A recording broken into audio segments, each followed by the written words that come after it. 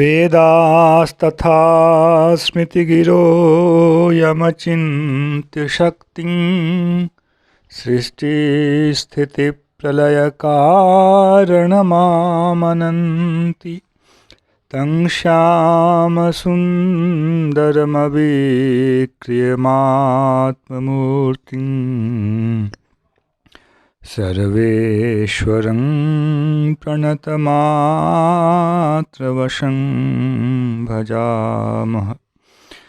अज्ञाननिरधिरुपैति यया विशोषं भक्तिः परापि भजते परिपोषमुच्चैः तत्त्वं परं सुरतिदुर्गममप्यजस्रं साद्गुण्यभृत्स्वरचितां प्रणमामि गीताम्। नारायणं नमस्कृत्य नरं चैव नरोत्तमं देवीं सरस्वतीं व्यासं ततो जयमुदीरयेत्। हरे कृष्ण कृष्ण कृष्ण हरे हरे, हरे राम राम राम हरे हरे। गीता मंजरी का यह 204 संख्या का अंक है। हम लोगों ने छठे अध्याय के अंतर्गत योगारूढ़ जो लोग हैं उनके साधन की पद्धति के विषय में विगत कुछ श्लोकों में श्रवण किया। 6:24वें से लेकर के 6:27वें तक में हम लोगों ने यह देखा कि किस प्रकार सभी कामनाओं से रहित होकर मन के द्वारा सभी इंद्रियों का संयम करते हुए धीरे धीरे धारणा, फिर ध्यान और फिर समाधि की स्थिति को प्राप्त किया जाता है। और समाधि की स्थिति में उसका प्रकृति से जो संबंध है वह शांत हो जाता है और जो परमात्मा है उस संबंध की उसे अनुभूति होती है। उस समय वह ब्रह्मभूत हो जाता है। ब्रह्मभूत शब्द को लेकर विभिन्न आचार्यों ने अलग अलग मतवाद किए हैं, अलग अलग मतवाद किया है, किंतु गीता की दृष्टि में ब्रह्मभूत शब्द का अर्थ जो है वह बहुत सरल है, सामने आगे आने वाला है। जो योगी इस अवस्था में पहुंचता है वह अकल्मष हो जाता है, सभी पापों से रहित हो जाता है।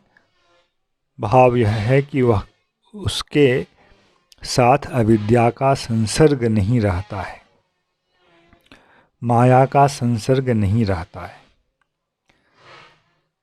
6:28वें श्लोक में भगवान आगे कह रहे हैं, युञ्जन्नेवं सदात्मानं योगी विगतकल्मषः सुखेन ब्रह्म संस्पर्श मत्यन्तं सुखमश्नुते।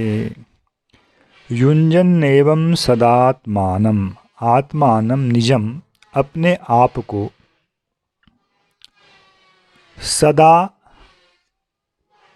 एवं इस प्रकार से युंजन, योग युक्त करते हुए, जैसे 6:24 से बातें कही गई उन सब नियमों का पालन करते हुए फिर धारणा ध्यान के द्वारा वह जब विगत कल्मष हो जाता है, उसके सारे पाप समाप्त हो जाते हैं अथवा कर्म जनित जो संस्कार हैं ये भी समाप्त हो जाते हैं। एक प्रकार से ज्ञानियों की पद्धति में कुछ उनका प्रारब्ध कर्म शेष रहता है, इसलिए वे लोग अपने शरीर को कुछ दिनों के लिए धारण भी करते हैं, किंतु अविद्या जनित संस्कार अब जो है उनमें नहीं रहता है। यह अवस्था जो है वह विगत कल्मश की अवस्था है। वह व्यक्ति, वह योगी सुखेन ब्रह्म संस्पर्शम अत्यंतम सुखम अश्नुते। वह योगी सुखम अश्नुते, यह सामान्य वाक्य है। वह योगी सुख को प्राप्त करता है। कैसा सुख? जो सुख हम लोग प्राप्त करते हैं ऐसा सुख? इस सुख से केवल उसकी तुलना की जाती है। वह सुख बहुत विलक्षण होता है, इसलिए उसके लिए शब्द दिया गया अत्यंतम। अन्य सभी प्रकार के सुखों का अतिक्रमण कर वह एक अद्भुत अनिर्वचनीय सुख को प्राप्त करता है। 6 अध्याय के 21वें श्लोक में भगवान ने इसे कहा है, सुखम आत्यंतिकम यत्तद् बुद्धिग्राह्यम अतीन्द्रियम। अतीन्द्रिय है वह सुख। हम लोगों को जिस सुख की अनुभूति है वह इंद्रियजन्य है, किंतु योगी को जिस सुख की अनुभूति होती है वह इंद्रियजन्य सुख नहीं होता है। यह महान अंतर है। इसलिए अत्यंतम सुखम, अत्यंतम का मतलब यहाँ समझना चाहिए इंद्रिय सुख को अतीत कर जो विद्यमान है वैसे सुख को प्राप्त करता है। एक और शब्द है सुखेन। यहाँ सुख का मतलब है सुखपूर्वक, अनायासेन। उसके पहले सुख प्राप्ति में आयास होता है, परिश्रम होता है। अनायास का मतलब है परिश्रम ना होना। धारणा ध्यान तक परिश्रम है। समाधि में एक बार जो व्यक्ति प्रतिष्ठित हो गया, अब उसके लिए परिश्रम नहीं है। वह सहज रूप में उस सुख को प्राप्त करता है। उस सुख को भगवान ने एक और पद के द्वारा विशिष्ट किया है, और यह पद बहुत महत्वपूर्ण है दार्शनिक दृष्टि से। इसी से ब्रह्मभूत शब्द की व्याख्या हो जाएगी। भगवान कह रहे हैं ब्रह्म संस्पर्शम। वह सुख कैसा है? एक तो अतीन्द्रिय है, इंद्रियजन्य नहीं है। यदि इंद्रियजन्य नहीं है, मनोजन्य हो, हम लोग कई बार मनोरथ से भी सुख प्राप्त करते हैं, तो मन भी एक प्रकार का इंद्रिय है। इसलिए मनोजन्य सुख की भी बात नहीं यहाँ कही जा रही है। भगवान ने 6:21 में सुखम आत्यंतिकम यत्तद् बुद्धिग्राह्यम कहा था।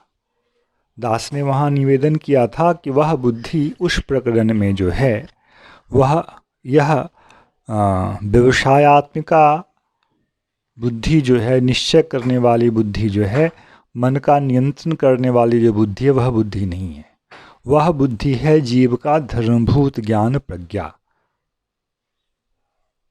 प्रज्ञा पर प्रकृति का प्रभाव होता है, जिसके कारण जीवात्मा बद्ध होता है। अब प्रकृति से उपैति शांत रजसम। शांत रजसम शब्द जो भगवान ने 6:27 में प्रयोग किया है शब्द का, अब प्रकृति से उसका संबंध इस समय नहीं रहता, समाधि में नहीं रहता है। बाद में फिर व्यवहार दशा में तनिक संबंध बनता है, समाधि में तो बिल्कुल नहीं रहता है। उस समय का जो सुख है, इसलिए वह मनोजन्य भी सुख नहीं है। मन भी उपरत हो जाता है। भागवत में इस चीज़ का बहुत सुंदर विश्लेषण है कि उस समय प्रकृति के सारे उपकरण जो हमारे अंदर मन बुद्धि हैं और चित्त, यह इसका जीवात्मा से वियोग हो जाता है एक प्रकार से। जीवात्मा की प्रज्ञा इससे संयुक्त नहीं रहती है। ये सभी हैं, किंतु प्रज्ञा जो है वह परमात्मा से युक्त हो जाती है। इसी को यहाँ ब्रह्म संस्पर्श, ब्रह्म के साथ जो संस्पर्श है, जीवात्मा के धर्मभूत प्रज्ञा का जो संस्पर्श है, ऐसा वह सुख है। सुख का जो विशेषण भगवान ने यहाँ दिया है वह है ब्रह्म संस्पर्शम। इसका अर्थ है ब्रह्म के संस्पर्श से प्राप्त सुख, अर्थात परमात्मा की शक्तियों का, परमात्मा के गुणों का अनुभव होना।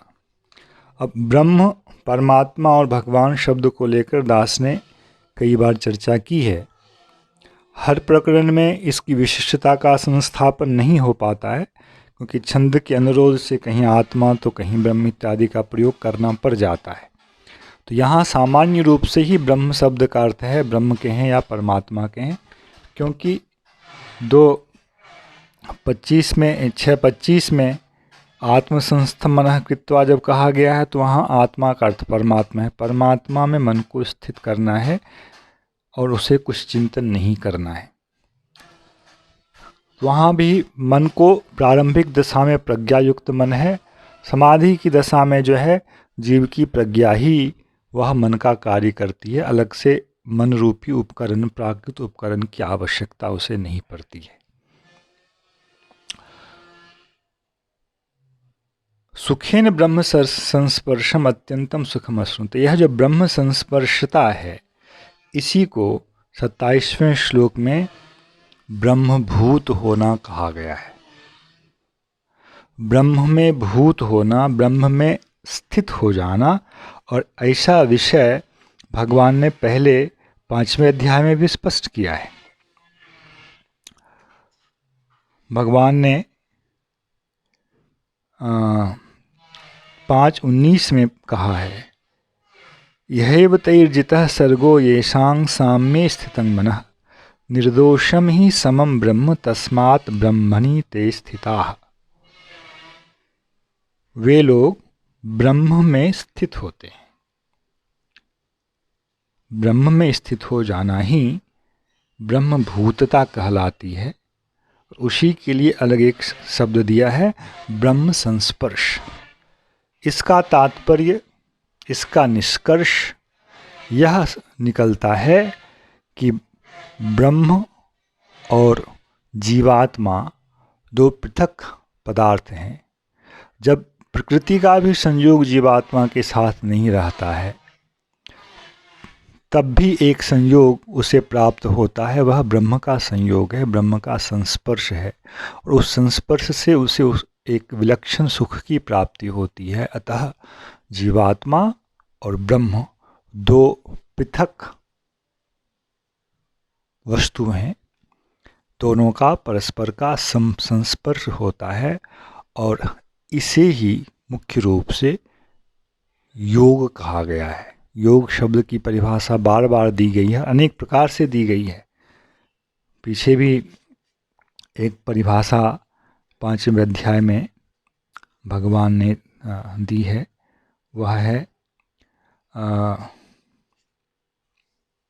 5वें अध्याय में नहीं, 6ठे अध्याय में ही, तम विद्या दुख संयोग वियोगम योग संगीतम। तो कहीं सीधी बात, कहीं लक्षण के अनुसार, जहाँ दुख का संयोग और वियोग नहीं है वह योग कहलाता है। यह एक परिभाषा दी है भगवान ने भी। किंतु यह कब होगा? जब उसको ब्रह्म का संस्पर्श प्राप्त हो जाएगा, तब उसे इंद्रिय से प्राप्त होने वाले दुख का ना तो संयोग होगा ना तो वियोग होगा। तो एक ही चीज़ को अलग अलग प्रकार से भी कहा गया है।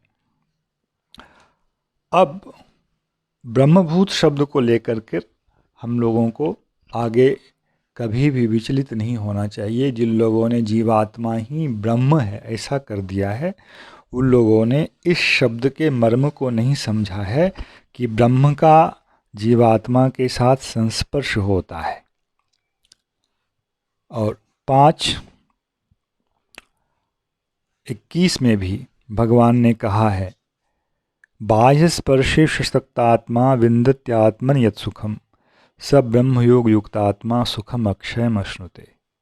अक्षय सुख प्राप्ति की बात वहाँ भी ज्ञान योग के प्रकरण में भगवान ने की है, और ब्रह्म योग युक्त कहा है। वहाँ ब्रह्म के साथ योग का मतलब वहाँ संस्पर्श।